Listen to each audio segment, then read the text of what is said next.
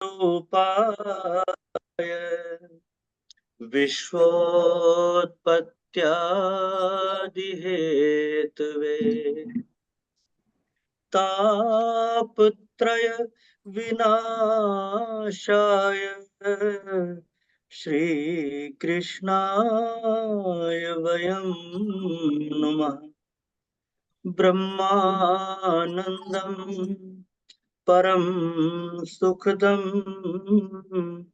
केवलं ज्ञानमूर्तिम् द्वन्द्वातीतं गगनसदृशं तत्त्वमस्यादिलक्ष्यम् एकं नित्यं विमलमचलं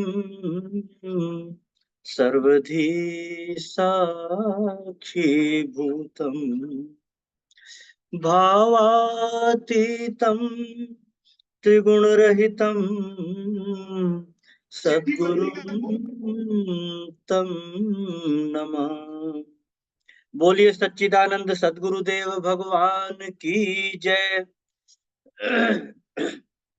कार्यक्रम का प्रारंभ एक सुंदर भजन से, और भजन के लिए सादर आमंत्रित हैं आदरणीय गुरु बहन श्रीमती कविता अग्रवाल जी। श्रीमती कविता अग्रवाल जी कृपया भजन प्रस्तुत करेंगी।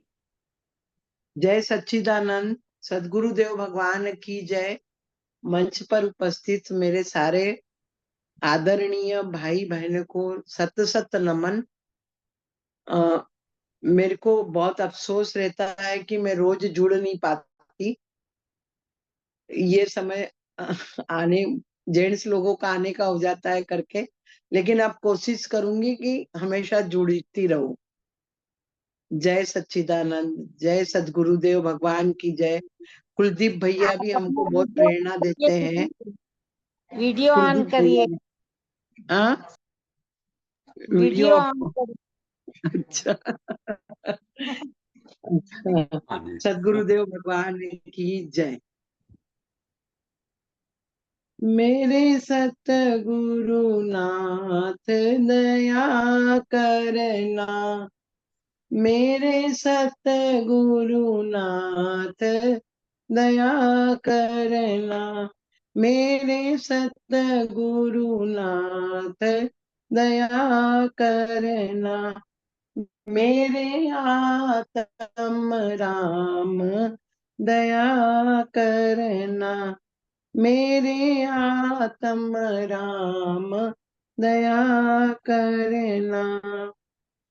ब्रह्म सच्चिदानंद घन पूर्ण जगदाधार, ब्रह्म सच्चिदानंद घन पूर्ण जगदाधार, भवसागर में डूबते कर दीजिए उद्धार, मेरा पकड़ो हाथ दया करना, मेरा पकड़ो हाथ दया करना, मेरे आत्म राम दया करना, मेरे सतगुरु नाथ दया करना, मेरे सतगुरु नाथ दया करना। माया में पड़कर तुम्हें प्रभु जावे यदि भूल, माया में पड़कर तुम्हें प्रभु जावे यदि भूल, फिर भी आपन भूलिए, फिर भी आपन भूलिए, रहिए गुरु अनुकूल सदा देना साथ दया करना, सदा देना साथ दया करना, मेरे सतगुरु नाथ दया करना, मेरे सतगुरु नाथ दया करना, मेरे आत्म राम दया करना। पारत के सारथ बने पकड़ी रथ की डोर, पारत के सारथ बने पकड़ी रथ की डोर, तैसे जीवन डोर ये पकड़ो नंद किशोर, लख करके अनाथ ना दया करना, लख करके अनाथ दया करना, लख करके अनाथ दया करना। मेरे सतगुरुनाथ दया करना, मेरे सतगुरुनाथ दया करना, मेरे आत्म राम दया करना, मेरे आत्म राम दया करना। बोलो सदगुरुदेव भगवान की जय। सदगुरु के चरणों में कोटि कोटि वंदन। जय गुरुदेव बहन, बहुत भाव के साथ आपने भजन गाया है। आपके गाने से ही लग रहा था कि बहुत सुंदर भाव है आपका गुरुदेव के प्रति, आपकी भक्ति सच्ची है। और वैसे ही भजन के बोल और बहुत मधुरता के साथ गाया भी आपने, मेरे सतगुरु नाथ दया करना, मेरे आत्म राम दया करना। हमारे सतगुरु जो हैं वो हमारे आत्मा राम ही हैं। अगर हम इतना जान लें तो फिर और जानने के लिए बचा ही क्या। ब्रह्म सच्चिदानंद घन पूर्ण जगदाधार, भव सागर में डूबते कर दो बेड़ा पार, मेरा पकड़ो हाथ दया करना। इससे सुंदर और क्या हम गुरुदेव से अपने प्रार्थना कर सकते हैं। माया से पढ़कर तुम्हें प्रभु जावे यदि भूल, फिर भी आपन भूल ये रहिए सदगुरु अनभूल, कि ऐसी भूल को आप भुला ही दीजिए, क्योंकि हम तो ऐसी भूल करते ही रहेंगे। सदा देना साथ दया करना। और भी बहुत सुंदर आपने भाव प्रकट किया गुरुदेव के प्रति। आपका बहुत बहुत आभार, बहुत बहुत धन्यवाद। बहुत सुंदर भजन आपने गाया है। जय सदगुरुदेव भगवान की जय। जय धन्यवाद भैया, जय सतगुरुदेव जी, बहुत धन्यवाद। धन्यवाद आपका। और अब वरिष्ठ गुरु भाई श्री कुलदीप राय शर्मा जी से अनुरोध है कि आज का गुरुदेव भगवान का प्रवचन सभी सत्संग से जुड़े गुरु भाई बहनों को सुनवाने की कृपा करें। हाँ जी, आज हम सदगुरु भगवान की अमृतमय वाणी में श्रवण करने जा रहे हैं। दृश्य विवेक, प्रवचन 8 भाग 1। श्री राम जय राम जय जय राम, श्री राम जय राम जय राम, श्री राम जय राम जय जय राम, श्री राम जय राम जय राम, सच्चिदानंद भगवान की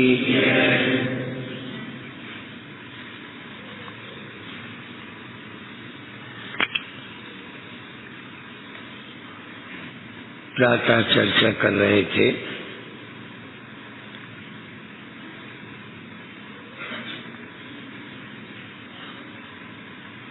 देह से हमारा कर्मजन्य अध्यास, कर्तापन जिनमें होता है वह कर्म के द्वारा बन जाते हैं और वैसा ही अपने को मान लेते हैं। मैं धनी हूँ,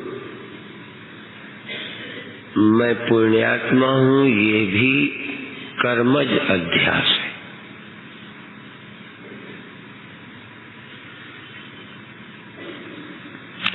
कर्म से भी हमारे अंदर अध्यास होता है और वो आप करता न रहे तो अध्यास खत्म हो जाएगा।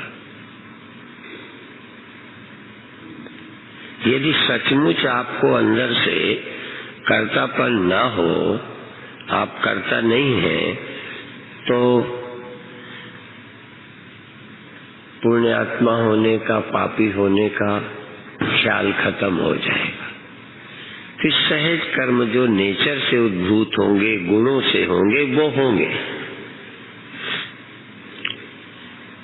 थोड़ा बहुत आप पशुओं को देखें, वो नेचुरल कर्म करते हैं, उनमें पाप और पुण्य बुद्धि, कर्ता बुद्धि नहीं होती।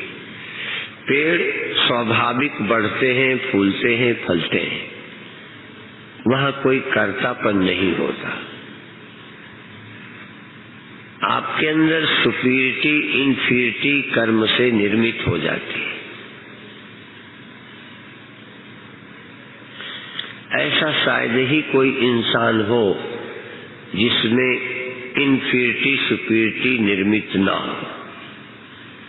यदि आप कर्ता नहीं होंगे, ज्ञान पूर्वक गुणों के कर्म होंगे, तो आप अपने ऊपर कोई ग्रंथि नहीं बनाएंगे। उसकी ग्रंथियां समाप्त हो गई। वो न बड़ा होगा न छोटा होगा, न पापी होगा न पुण्यात्मा होगा। और जिसके कर्म से पैदा देह में देहाध्यास नहीं होगा, वो न पैदा हुआ है न मरेगा। और फिर उसका कोई पिता नहीं है, फिर उसकी कोई माता नहीं है, फिर उसका कोई परिवार नहीं है। आप समझते एक चीज छूटते ही कितना झंझट खत्म। लेकिन वो अंदर से आप छोड़ते नहीं हैं, रटते हैं, जागते नहीं। शास्त्र के वचन रटने में और शास्त्र के अर्थ को समझने में बड़ा फर्क है। इसीलिए तत्वमसि महावाक्य के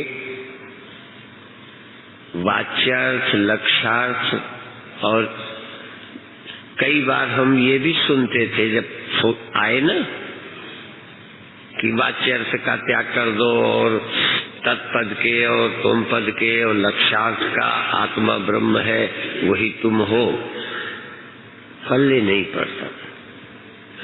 पर क्योंकि जानने की इच्छा थी, क्योंकि जिज्ञासा थी, तो चैन नहीं मिलती थी। फर्क समझने, कई को इतने में ही संतोष हो जाता है कि तत्पद का त्वम पद का हमने वाच्य का त्याग कर दिया, आत्मा ब्रह्म की एकता हो गई और बस बात बन गई। तुम अमर हो, अविनाशी हो, सारे सृष्टि के आश्रय हो। समझ में आया नहीं, शब्द का अर्थ नहीं समझा।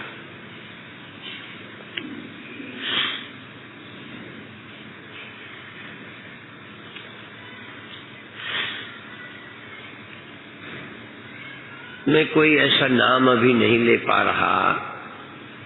मान लो मैं कहूं अलल टप्पू का ध्यान करो, ध्यान में बैठो, अलल टप्पू का ध्यान करो। कैसे करोगे? हर की पैड़ी का ध्यान करो, बनेगा। हरमंदर साहब का ध्यान करो, बनेगा। आप अपने घर का ध्यान करो, बनेगा। क्योंकि घर शब्द का अर्थ मालूम है। अलल टप्पू नाम का एक आदमी, उसका ध्यान करो, वो क्या है? कैसे करो? और भगवान अलल टप्पू से कम नहीं है।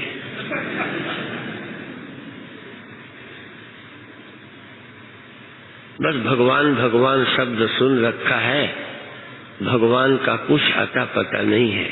और लोग भजन किए जा रहे हैं, ध्यान किए जा रहे हैं, समाधि लग रही है।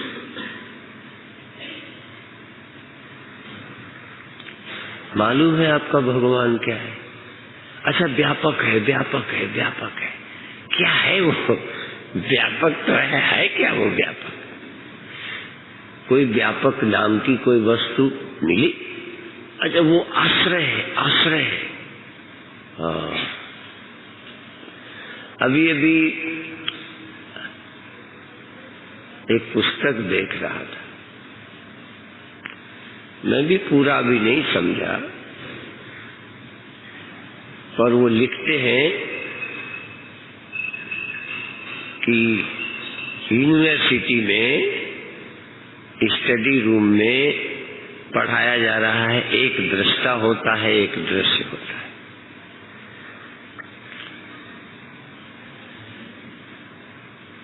तो कहने ये दृश्य है, ये दृश्य है, ये दृश्य है।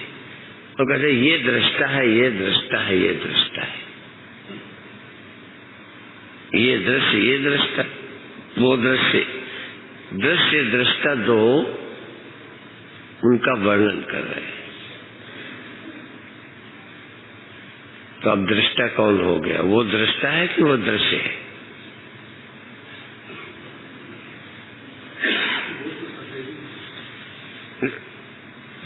ये दृश्य है, ये दृश्य है और ये दृष्टा है।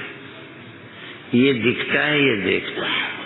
अब देखो, ये देखता है, ये दिखता है, ये दोनों दृष्टा नहीं है, ये दोनों दृश्य ही है। दृष्टा तो कोई तीसरा है। जब आप दृष्टा को भी कोई थर्ड पर्सन की तरह सोचते हो, जगत का दृष्टा, ये जगत दृश्य है, वो जगत का दृष्टा है, यही तो बोलते हो। वो सबको जानने वाला है, सब जाना जाता है। और तुम क्या हो? तुम जानने वाले हो कि वो जानने वाले? मेरे गुरुदेव, कल मैंने कहा था, आज भी, कि पढ़े नहीं थे, पर वो एक शब्द साधारण तौर पर, तो जब कहते थे वो सब कुछ जानता है, तो गुरुदेव पूछते थे वो सब कुछ जानता है, ये कौन जानता है?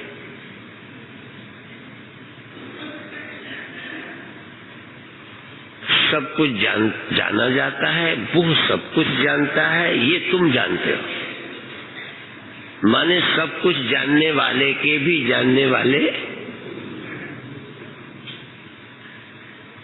सब कुछ जानने वाला तुम्हें मिला।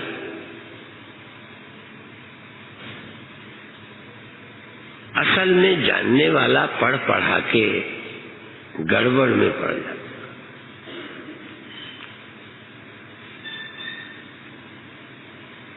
इसी तरह कहते हैं लय कर दो, उसको उसमें, उसको उसमें, उसको उसमें, उसको उसमें, सारी दुनिया को ब्रह्म में लय कर दो।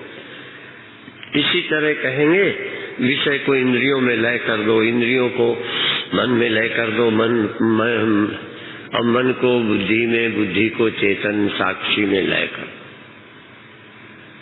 अब वो साक्षी कौन है जिसमें लय कर दे? कौन है जिसमें लय हो गया सब? तुम अपने सिवा किसी में लय कर सकते हो?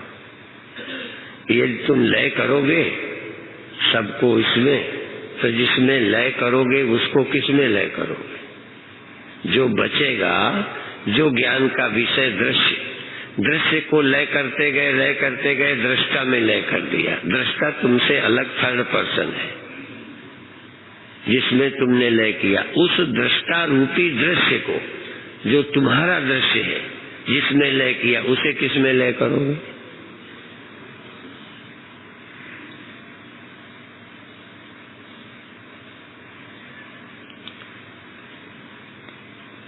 वेदांत की चिंतन की कसौटी में छोटे मोटे सब बातें यूं ही है। बीते किसी शिविर में चर्चा की थी, हम जब वेदांत सम्मेलनों में जाते, निर्मल वेदांत निकेतन अमृतसर, वहां वेदांत सम्मेलन होता। आज अभी हमने पढ़ा कि बाबा बाल मुकुंद का गीता जयंती समारोह, जहां पूज्य स्वामी अखंडानंद जी, गंगेश्वरानंद जी, पथिक जी और देश के महात्मा बड़े बड़े वहां जाते रहे। पूज्य स्वामी निर्मल जी और बाबा बाल मुकुंद निर्मल जी को बहुत मानते थे। उनका निमंत्रण है, उसमें मुझे जाना है।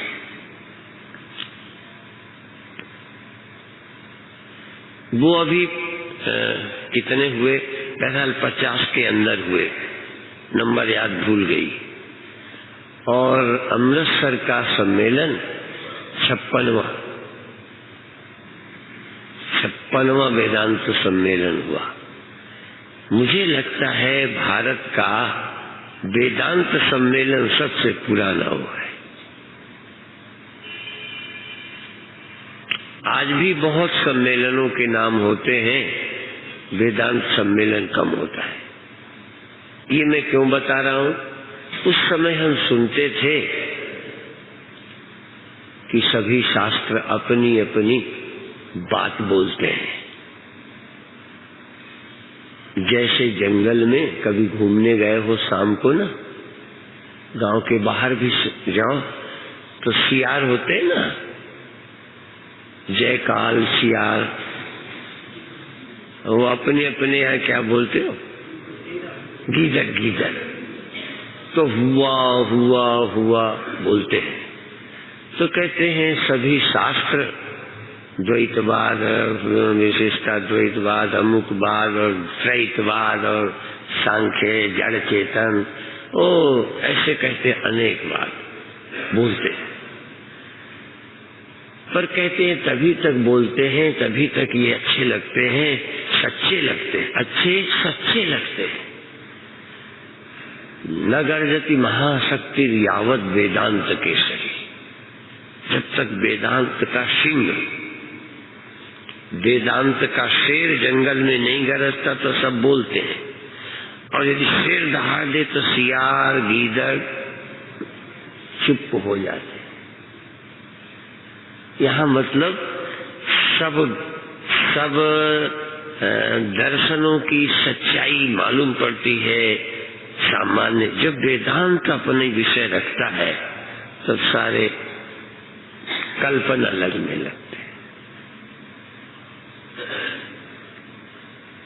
ये इसलिए आज मैं बोल रहा हूं कि हमें भी ऐसा ही लगता है। वेदांत की कसौटी में, साधक की कसौटी में नहीं। साधक तो जहां खड़ा है उसकी कसौटी में बहुत कुछ सत्य है। जो जहां खड़ा है उसके लिए वही सार है। पर आध्यात्मिक मार्ग में वेदांत से ज्यादा स्पष्ट, युक्ति संगत और अपरोक्ष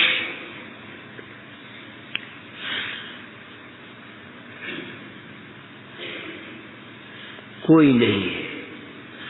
तुम अपने को दृष्टा, तुम दृष्टा हो। किसी दृश्य को दृष्टा मत मान लेना। दृष्टा किसी दृश्य को मिलाकर अपने को दृष्टा न कहे।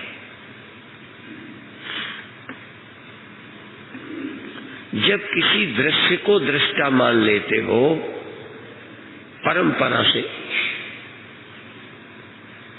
बड़ा लंबा रिश्ता रहता है ना।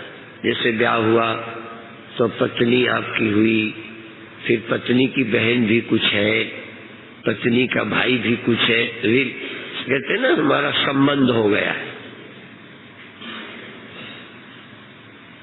वो साला है, वो ससुर है, वो सास है, वो और क्या क्या क्या क्या, बड़ी लंबी लाइन है।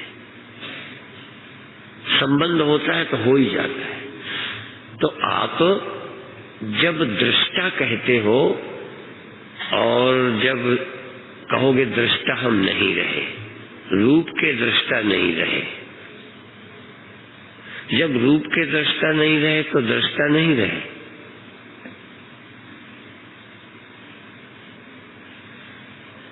तो रूप के जब दृष्टा अपने को मानते हो तो शुद्ध दृष्टा ही नहीं हो तुम। कुछ कचरा मिला रखा है, आंख वगैरह, इसलिए नहीं रहे। न रहने का कारण कुछ मिला के देख रहे थे, आंख मिला के देख रहे थे, वो चली गई तो तुम यूं तो दृष्टा हो, तुम खत्म नहीं हो गए। इसी तरह से अहंकार के थ्रू दृष्टा हो, अहंकार के द्वारा आप देखो, मैं खड़ा हुआ, अहंकार आया, फिर मेरे दृष्टा हो। अहंकार उपरत हो जाए, अहंकार का लय हो जाए तो तुम हो। तुम्हारा दृष्टा की दृष्टि का लोप नहीं हुआ, दृष्टा का दृष्टापना कहीं गया नहीं। चेतन की चैतन्यता का अभाव नहीं होता, चेतन की चैतन्यता का अभाव भ्रम है। जब वृत्ति ज्ञान को हमने चेतन मान लिया तो वृत्ति ज्ञान के लय को या वृत्ति ज्ञान के परिवर्तन का आरोप चेतन में कर लिया। ज्ञान में परिवर्तन हो गया, मुझ में परिवर्तन हो गया। यदि तुम में परिवर्तन होता तो पहले और अब का साक्षी कौन होता?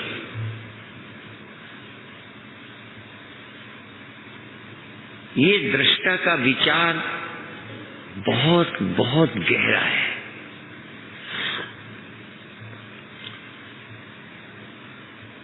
और जैसे दृष्टा का अभाव एक भ्रांति है, सच्चाई नहीं है, ऐसे ही और कोई दृष्टा है, ये भी एक भ्रम है।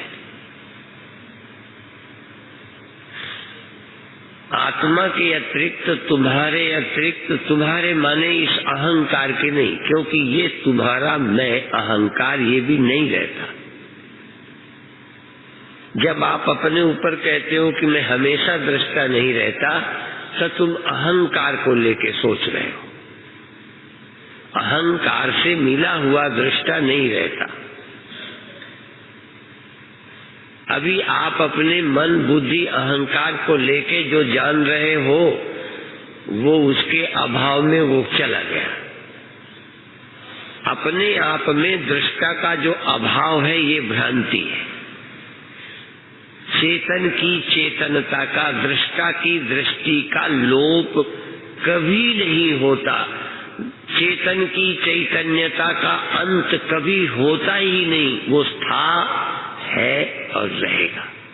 और तुम दृष्टा हो, तुम्हारे अलावा कोई और नहीं है।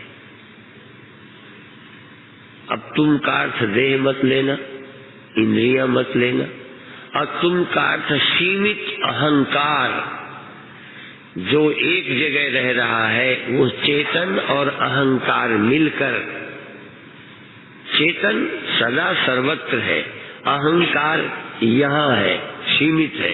अहंकार और चेतन मिलकर दृष्टा बन गए। चेतन अहंकार मिलकर दृष्टा बन गए हैं और अनेक दृष्टा हो गए। और उन अहंकार में से किसी का सुषुप्ति में लय होता है, फिर कभी जगना होता है तो लगता है दृष्टा पैदा होता है, दृष्टा खो जाता है, दृष्टा सो जाता है। असल में चेतन नाम का जो दृष्टा पदार्थ है, जिसके लिए ग्रंथ कहते हैं,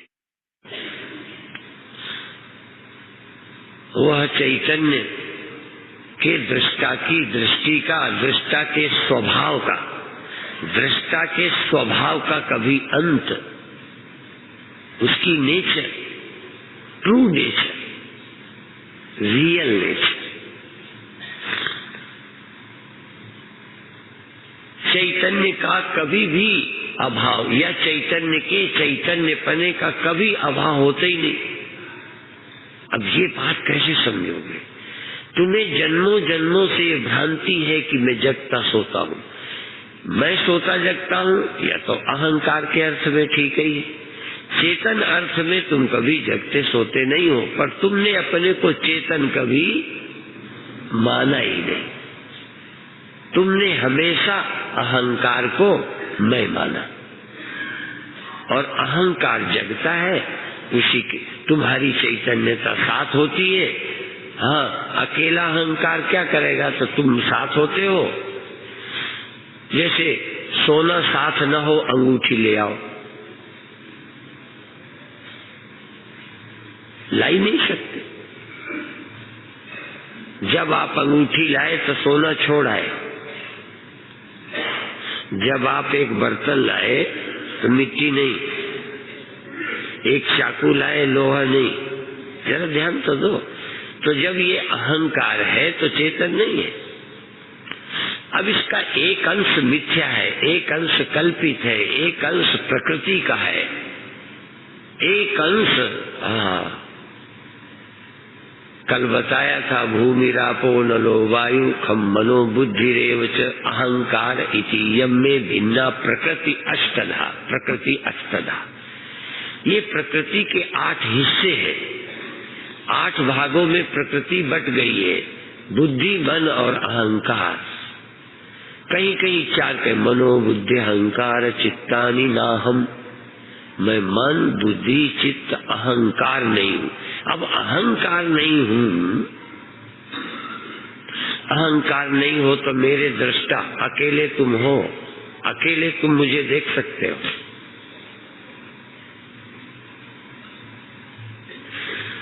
तो क्या इसका मतलब फिर अहंकार न रहा तो दृष्टा न रहा? हाँ, अहंकार न रहा तो अहंकार भी एक विभाजन है, यह और वह का मैं का। अहंकार न रहा तो दूसरा न रहा। जैसे स्वप्न से जागे तो स्वप्न का तुम्हारा देह इंद्रिया न रही तो स्वप्न का सांप भी न रहा। अच्छा ये बताओ, जग जाने पर तुम्हारा तो शरीर न रहा, सांप का तो वहां रहता होगा, बोलो। अब जग के कोई कहे कि मैं तो खो गया, मेरा देह तो खोया, सांप वहां फिर रहा होगा। तुम्हारा अहंकार गया तो सारी दुनिया ही नहीं है, फिर तुम दृष्टा किसके? तुम सोचते हो दृष्टा न रहा, हम कहते हैं कोई दृश्य ही न रहा। ये बात को जरा समझने का है। कोई जग के ये कहे कि स्वप्न मुझे नहीं दिखता, नहीं दिखने का मतलब मैं अज्ञानी हो गया जग कर। जगा, स्वप्ने दिखने बंद हो गए, स्वप्ने दिखाई नहीं देते, इसका मतलब मैं सो गया। नहीं दिखाई देते इसका मतलब मैं कुछ गड़बड़ हो गया। तो जगने पर स्वप्न नहीं दिखाई देते, ये ठीक है कि स्वप्न है ही नहीं? तो समाधि में जगत नहीं दिखता, ये सही है कि समाधि में जगत है ही नहीं, दिखे क्या? योग की समाधि में ये भ्रांति रहती है कि जगत था पर मैं अब नहीं देख रहा, मैंने अपनी आंख समेट ली है, अपनी वृत्ति समेट ली है, जगत अपनी जगह है पर मैं जगत को देखता नहीं। वेदांत का ज्ञान ऐसे है जैसे स्वप्न से मैं जग गया हूँ, स्वप्न भय ही नहीं, देखूं क्या? भाषा का ही फर्क नहीं है, समझ का बड़ा फर्क है।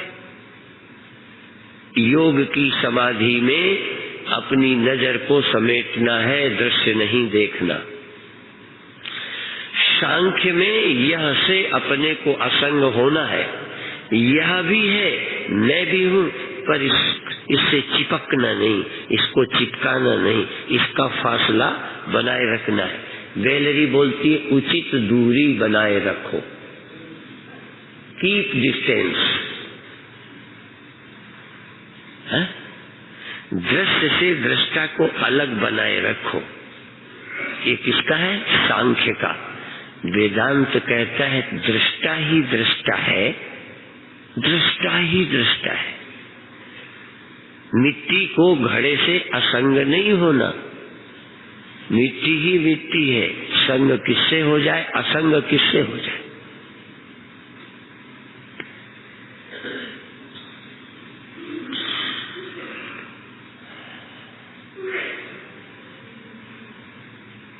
अभी तक तुम देखते थे जैसे रात को स्वप्न देखा, जग जाओ, थोड़ा सा सोच लो कि जग तो गए, याद तो है कि ये देखा, ये था, ये था, ये था। देखा ये मत कहो, था, ये था। अब हमें नहीं दिखता, अब वहां से हम चले आए यहाँ, अब वो हमें नहीं दिखता। अब वो हमें नहीं दिखता, वहां से हम चले आए कि वही चला गया? वो है क्या? अब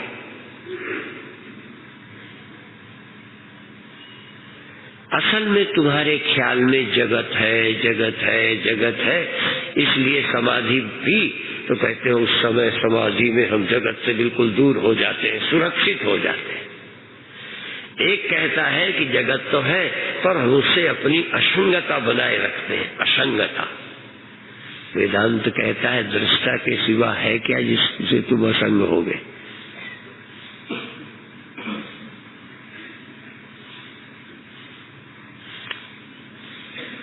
ये तीसरी बात अभी तो आपके पहली, दूसरी, तीसरी, ये तीनों ही गड़बड़ है।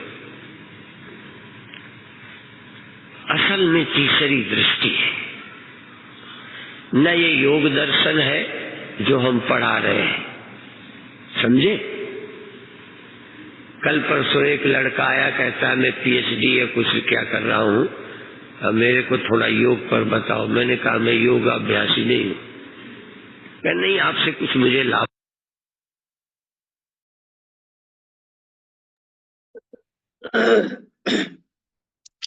जय गुरुदेव जी। जय गुरुदेव, जय गुरुदेव।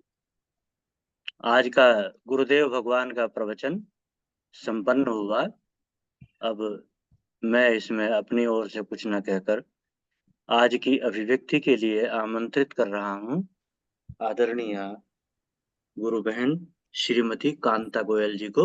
श्रीमती कांता गोयल जी आज के प्रवचन पर अभिव्यक्ति देने की कृपा करें। जय गुरुदेव। जय गुरुदेव बहन, जय गुरुदेव। गुरुदेव भगवान के श्री चरणों में कोटि कोटि प्रणाम और मंच पे उपस्थित मेरे सारे गुरु भाई बहनों को सादर नमन।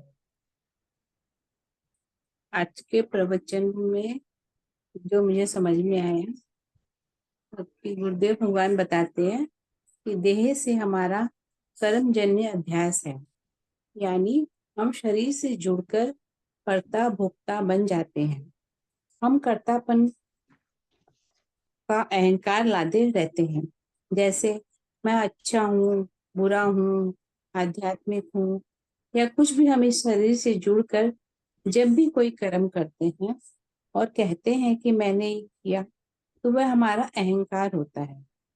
यदि यहाँ हम ये सोचे कि मैं अलग हूँ और मेरा शरीर अलग है, यानी शरीर द्वारा क्रिया की जाती है, तो मैं तो इनको जानने वाला हूँ, तो सूक्ष्म में यह भी हमारा अहंकार ही बोल रहा है, क्योंकि अभी हमने सुन रखा है कि मैं शरीर नहीं हूँ, मैं इनसे ऊपर इनको जानने वाला परम तत्व हूँ।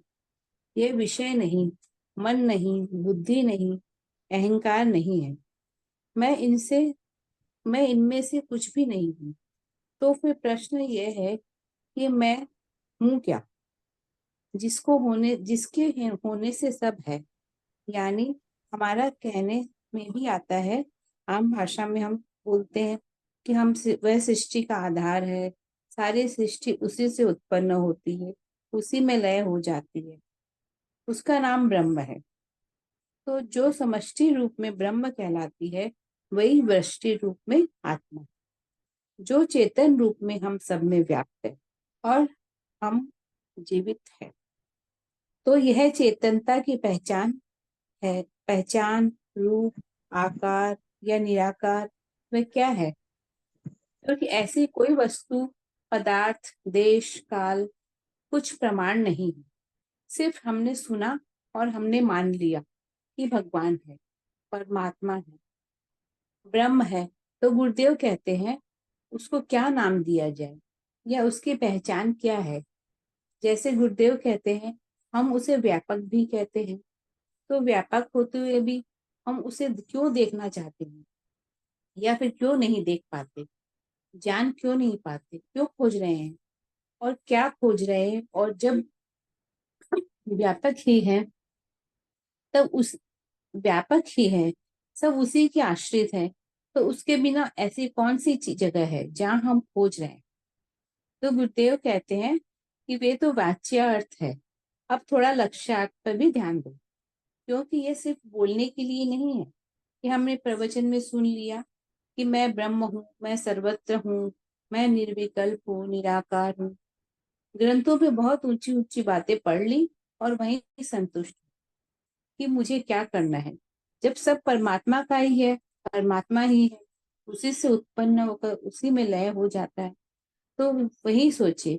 तो गुरुदेव कहते हैं कि ऐसा नहीं है, जब सब जगह परमात्मा ही है तो तुम उससे अलग कैसे हो सकते हो, फिर तो और कोई सत्ता है ही नहीं।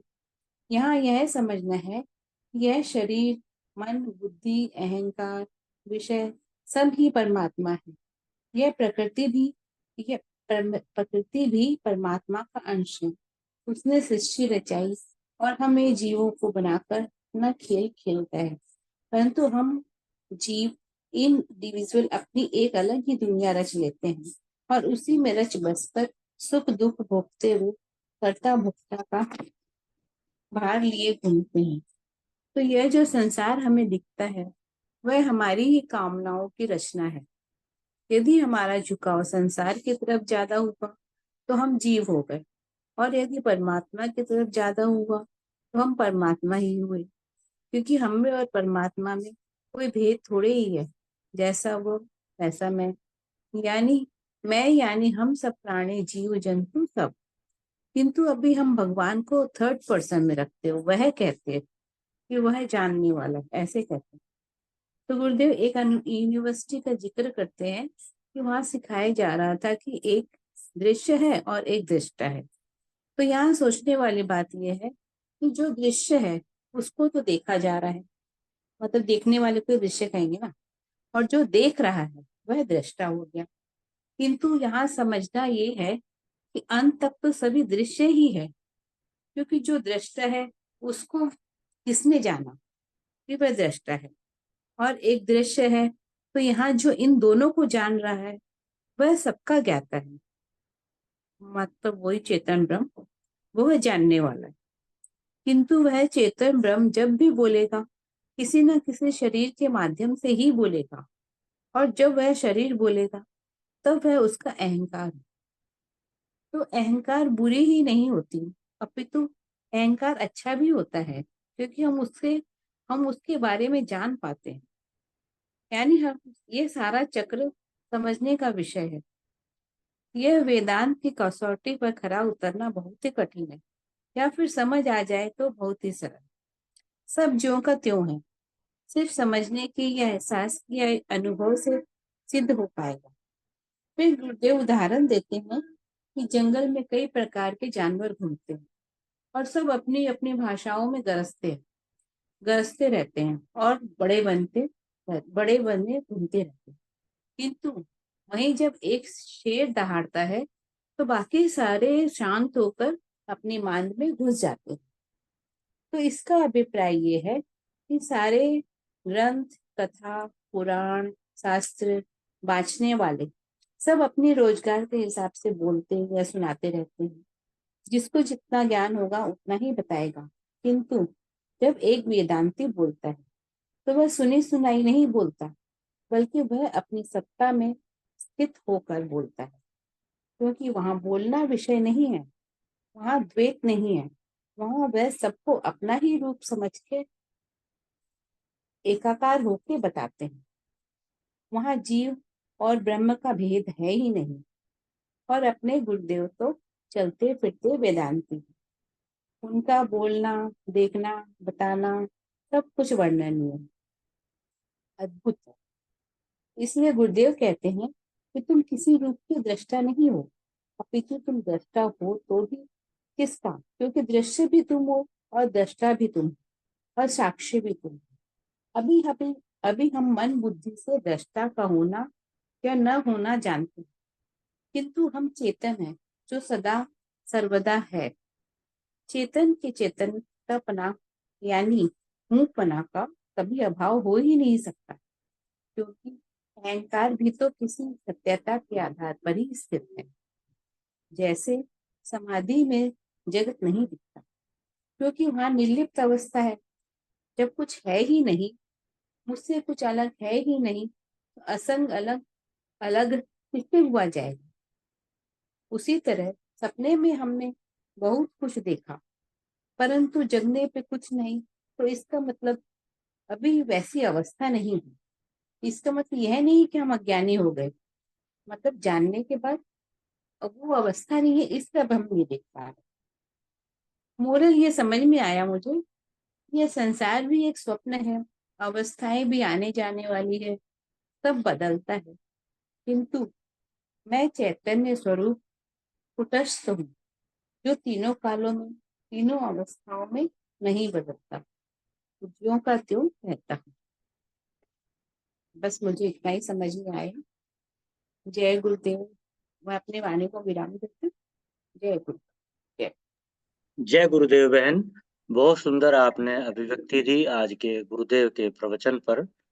सुंदरता के साथ अपने भावों को आपने प्रकट किया और गुरुदेव के प्रवचन के मुख्य अंश को आपने समझाया, सुंदरता से समझाया। आपका बहुत बहुत आभार है, बहुत बहुत आपका धन्यवाद है। अब जैसा कि हमारे पास थोड़ा समय है, इस समय का सदुपयोग करेंगे और इसके लिए मैं श्री कमल किशोर पांडे जी को आमंत्रित कर रहा हूँ कि वो भी आज के प्रवचन पर कुछ अपने भाव प्रकट करें और उसके उपरांत आज के कार्यक्रम का समापन करने की भी कृपा करें। जय गुरुदेव। जय गुरुदेव जी, जय गुरुदेव।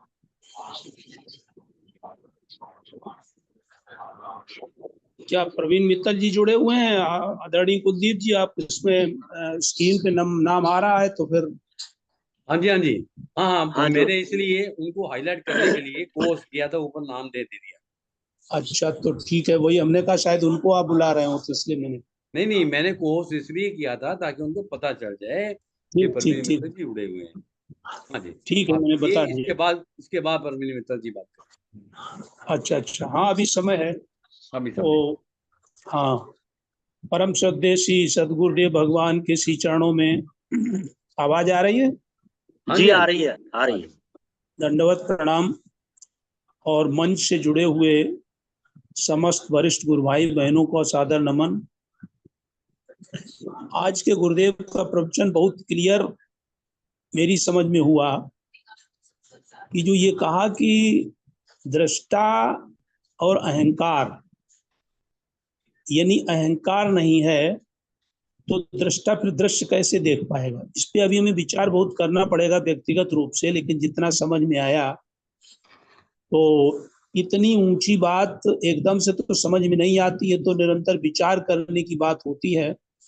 बहुत ऊंचा सिद्धांत और बहुत गहरी और बहुत, इसको क्या कहा जाए कि गहराइयों में उतरने के बाद ही धीरे धीरे बात समझ में आती है। कि अभी तक तो हम लोग जानते थे कि जैसे रूप दृश्य है तो नेत्र दृष्टा है, और नेत्र दृश्य हो गया तो मन दृष्टा हो गया, और मन दृश्य हो गया तो बुद्धि दृष्टा हो गई, या स्वयं दृष्टा हो गया अहम का। लेकिन अब गुरुदेव कहते हैं कि दृष्टा और अहंकार जब तक दोनों नहीं होंगे तब तक दृश्य नहीं होगा। तो बात बहुत गहरी है। तो मुझे ये कहना इसमें है कि गुरुदेव कहते हैं कि दृष्टा भी वो हो जिसमें साथ में कुछ जुड़ा ना हो। यानी इसका अर्थ ये भी गुरुदेव ने बताया कि ये सब जितना है वो सब दृष्टा ही है, दृश्य है ही नहीं। ये बात गुरुदेव तो सही कह रहे हैं, लेकिन हमें समझने में अभी टाइम लगेगा, क्योंकि दृष्टा और अहंकार जब मिला होगा तब जगत दिखाई पड़ेगा, दृश्य दिखाई पड़ेगा। बात तो सही है। तो और दृष्टा के साथ जब अहंकार नहीं होगा तो जगत नहीं दिखाई पड़ेगा। तो ये जो दृश्य है ये दृश्य नहीं है, ये सब दृष्टा ही है। और फिर गुरुदेव आगे बताते हैं कि ये जो कर्मजन्य अध्यास है, ये भी मुझे बात बहुत विचार मैंने इस पर किया, दोपहर में सुना था। तो कर्मजन्य अध्यास है। अब हम रटी रटाई बात सुन तो रहे हैं कि कर्मजन्य अध्यास है, लेकिन इसकी गहराई में नहीं उतर पा रहे हैं कि कर्मजन्य नहीं तो है, कर्मजन्य माने कर्म से पैदा हुआ। तो अब हम इतने पीछे जाएं कि ये शरीर भी जो है वो कर्मों का ही फल है। तो इसको भी समझने में बहुत समय लगेगा, लेकिन समझ तो जाएंगे, ऐसी बात नहीं। तो कर्म जन्य अध्यास इस शरीर से है, क्योंकि शरीर कर्मों का फल है। और वही कर्मजन्य अध्यास हमारा ये भी है कि हम पुण्य करते हैं तो हम पुण्यात्मा हैं, और हम पाप करते हैं तो पापात्मा हैं। और हम करता हैं तो हम करता हैं, ये भी कर्मजन्य है। तो अब हमें होना क्या है कि हमें अकर्ता और अभोक्ता होना है। तो जब अकर्ता और अभोक्ता हम हो जाएंगे तो फिर हमारा कर्मजन्य शरीर से जो बंधन है, जो शरीर का जन्म लेने का वही कर्मजन्य अध्यास है, वो मिट जाएगा। और मिट जाने से हम इस शरीर के बंधन से मुक्त हो जाएंगे, इस जीव की संज्ञा से मुक्त हो जाएंगे। तो हम जो है वो ब्रह्म ज्ञानी या ज्ञानी तत्व ज्ञानी हो जाएंगे। फिर गुरुदेव बताते हैं कि ये जो कर्मजन्य अध्यास के अलावा असल में कुछ चीज विस्मृत हो जाती है, दिमाग में तो आती है। तो ये हमारा जो अभ्यास है, ये हमको समझना है कि ये जैसे वहाँ यूनिवर्सिटी में पढ़ाया जा रहा था कि ये दृष्टा है, ये दृष्टा है, ये दृष्टा है, ये दृश्य है, ये दृश्य है, ये दृश्य है। तो वो इस रूप में होगा कि उन्होंने कहा कि रूप दृश्य है और नेत्र दृष्टा है। यहाँ गुरुदेव कहते हैं कि नहीं, दृष्टा जो है वो भी दृश्य हो जाता है, यानी मिला जुला खिचड़ी है। फिर गुरुदेव बताते हैं कि इसमें कर्मजन्य अध्यास और कर्मजन्य, तो इनको भी हमें कर्ता और भोक्ता भी नहीं बनना है। और बस इन्हीं शब्दों के साथ में विराम लेता हूँ। जय गुरुदेव।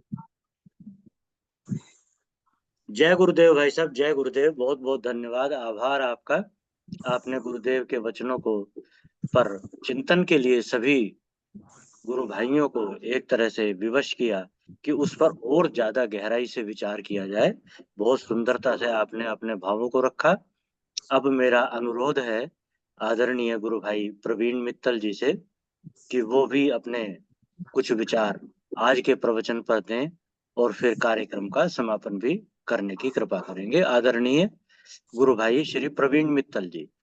भाई साहब प्रणाम, सबको बहुत बहुत प्रणाम। कुलदीप जी और सभी भाइयों को प्रणाम प्रणाम प्रणाम भाई सर बहनों आपको। को। जी जी और बहुत बहुत धन्यवाद कि आप काफी दिनों के बाद जुड़े, और आपसे मेरे आज ये निवेदन है कि आप प्रतिदिन जुड़े, और अरे भाई आपके बिना ये कार्यक्रम अधूरा लगता है हमें। शर्मिंदा ना करो, मैं तो खुद अपने में शर्मिंदगी महसूस करता हूँ। बड़ी मैं सच्ची बात कही है शर्मा जी आपने, बहुत सच्ची जी बात आज कही है। देखो, अरे सुदर्शन बहन जी प्रणाम आपको भी। नमस्कार जी, जय गुरुदेव। जय आपके मेरी हमको है बात ना को जो है ना अनुभव आपके मित्तल जी है कि तो मैं आदत ठीक के कह रहा हूँ। चिप्स में गाते हैं। ईद के चांद हो जाते हैं, जब ये गायब होते हैं तो महीनों गायब हो जाते हैं। इनका बड़ा हम लोगों को वोट खलता है, इनकी जी जी जी अनुपस्थिति जो है जी। वो अरे ये बहुत सब आपका महत्वपूर्ण प्रेम है होती भाई साहब, बहुत। हाँ, जब मैं है। हाँ, दो हाँ, मैं अब ये इस विषय को शुरू करता हूँ कि आज भी मैं लेट ही जुड़ा, थोड़ा सा 13 पे जुड़ा था मैं। आज मैं दिन में एक विषय पढ़ रहा था कि विचार और मनन में क्या अंतर है, और वही चीज मेरे को आज इस प्रवचन में दिखलाई देगी। विचार क्या है? जैसे एक सतह के ऊपर चीजें बह रही हैं, फ्लोट हो रही। हम बैठे हैं, हमारे मन में एक विचार आया अभी कि यार मुझे कपड़े लाने हैं। दूसरा विचार आया, अरे मुझे तो शाम को कार्यक्रम में जाना है। तीसरा विचार आया, यार अभी तो मैंने खाना भी नहीं खाया। मतलब विचार असंबद्ध होते हैं एक दूसरे से। वो 50 तरह के विचार आपको आ सकते हैं। मनन गहराई में जाता है कि एक विषय हमने लिया, उसी के ऊपर और तल उतरे और तल उतरे और तल उतरे और तल उतरे, ये हुआ मनन। तो ये जो आज चर्चा है, गुरुदेव ने जो विषय उठाया है इसका, तो ये मनन का विषय है कि हमें एक ही विषय में उसकी गहराई में गहराई में गहराई में उतरना है, अलग अलग विचार में नहीं। गुरुदेव बोलते हैं कि एक ये दृष्टा है, ये मैं नहीं हूँ, ये इंद्रिय ये मैं नहीं हूँ, ये मन है ये मैं नहीं हूँ, ये बुद्धि है ये मैं नहीं हूँ, ये चित्त है मैं नहीं हूँ, और फिर बाद में ये सब भी मैं ही हूँ, मेरे अतिरिक्त कोई है ही नहीं। और एक समय ऐसा है कि मैं भी नहीं हूँ, क्योंकि मैं के लिए तू चाहिए, मेरे को मैं बताने के लिए मैं मौजूद हूं, तो मुझे दूसरे की उपस्थिति चाहिए। जब एक के अलावा कोई है ही नहीं, मुझे ये बताने के लिए मैं हूं, मुझे द्वैत में आना पड़ेगा। मुझे अहंकार का सहारा लेकर ही मैं अपने को मैं बता सकता हूं। अगर मैं अहंकार को मैं शुरू में जब मैं थोड़ा शामिल हुआ, मैं अहंकार को समझता था अभिमान के, जैसे बोलते हैं ना, उसको बड़ा अहंकार हो गया, उसको बड़ा घमंड हो गया, मैं इसको अहंकार समझता था, वो भी हिंदी का शब्द है। फिर मेरे को सुनते सुनते सुनते स्ट्राइक हुआ कि यार ये जो अर्थ बता रहे हैं ये तो उस अभिमान वाले अहंकार से बिल्कुल नितांत अलग है। ये अहंकार है अपने इस आकार को मैं अहम की स्थापना, जैसे अहम ब्रह्मास्मि, मैं ब्रह्म हूं, मैं अपने अंदर ब्रह्म का अनुभव करूं, तो ये मैं इस आकार में अहम मैं का अनुभव करता हूं। और इस अपनी देह का जो आकार है, इसमें मैं का अनुभव करके मैं इससे जुड़े हुए सारे संबंधों को, सारी चीजों को, सारी वस्तुओं को, सारे कार्य को मैं का समझता हूँ। मेरा घर, मेरी पत्नी, मेरे बच्चे, मेरा परिवार, मेरा पैसा, मेरा यश, मेरा कार्य, मेरा प्रवचन, मेरा सम्मान, मेरा अपमान, इस अहंकार, इस देह को मैं अपनी अहम की स्थापना करके इस अहंकार से ग्रसित होकर मैं इसी को मैं माने बैठा हूं। जबकि अहम ब्रह्मास्मि, अगर मैं उसमें जाऊंगा और जब मेरा उसमें अनुभव होगा तो उसके अलावा तो कुछ है ही नहीं। गुरुदेव बोलते हैं कि आप सोने की कोई भी और ऑर्नामेंट, कोई भी जेवर ले आओ, माला ले आओ, क्या सोने को छोड़ के माला ला सकते हो? आप नहीं ला सकते। तो सोने के अलावा है ही कुछ नहीं, उसका आकार कुछ भी हो, उसका चाहे तुम्हारा चित्त हो, चाहे मन हो, चाहे बुद्धि हो, चाहे तुम्हारी इंद्रियां हो, चाहे विषय हो, चाहे कुछ भी दिख रहा हो, चाहे नहीं दिख रहा हो, वो सब आपके आपके उस चेतन का ही विस्तार है, उसके अतिरिक्त कुछ नहीं। अब ये विषय बहुत लंबा है, तो ये मनन का ही विषय है, विचार का नहीं है। तो मेरे ख्याल से मुझे अपनी बात यहीं समाप्त करनी चाहिए, क्योंकि समय भी बहुत हो रहा है। मैं तो अतिरिक्त में, आप इतना सम्मान देते हैं कि मुझे आप बुला लेते हैं, तो मैं इसलिए बोल दिया। जी प्रणाम अरे सबको, बहुत बहुत बहुत अच्छा धन्यवाद। मित्तल जी आपके आने से जो है वो अमृत का सरोवर मिल जाता है। आपने जो कहा वाकई ये बहुत गंभीर बात आपने कही और विचारणीय विषय है। अरे सब भाई साहब, ये आपका प्रेम है और आपका सम्मान है, जो आप उस सबसे छोटे और नालायक भाई को इतना सम्मान देते हो, और कुछ नहीं है। नहीं नहीं, कृपया ऐसा ना कहें भाई साहब। जो कुछ मित्तल उसमें जी, थोड़ा बहुत आपने सही आ जाता है वो गुरुदेव का प्रताप है, जो मैं भरने की, चुराने की कोशिश करता रहता हूँ दिन रात। जितना हाथ में आ जाए वो परमात्मा की इच्छा है। वही गुरुदेव का प्रताप ही तो आपको सबसे ज्यादा मिला है। आपके इस जो आज आपने क्लियर किया, इसी से बहुत कुछ मालूम पड़ा है कि आपने जो है उसको गहराई तक पहुंचने के प्रयास में और पहुंचे भी हुए गहराई तक। अरे कुछ नहीं, कोई कहीं नहीं पहुंचा भाई साहब, सब पाके लगता है कि कुछ पाना ही नहीं था। गुरुदेव बोल रहे हैं कि प्राप्त की प्राप्ति वाली बात है। तो सही कहा, बिल्कुल सही कहा, कर्मजन्य नहीं है यहाँ तो ये उसकी जो जो प्राप्त हुआ हुआ है, उसकी क्या प्राप्ति करनी, वो तो मेरी जेब में पड़ा हुआ सिक्का मुझे मिल नहीं रहा, और मिल बस के आ बस रही सही है तो बात, पड़ा था, बस यही वाली बात है।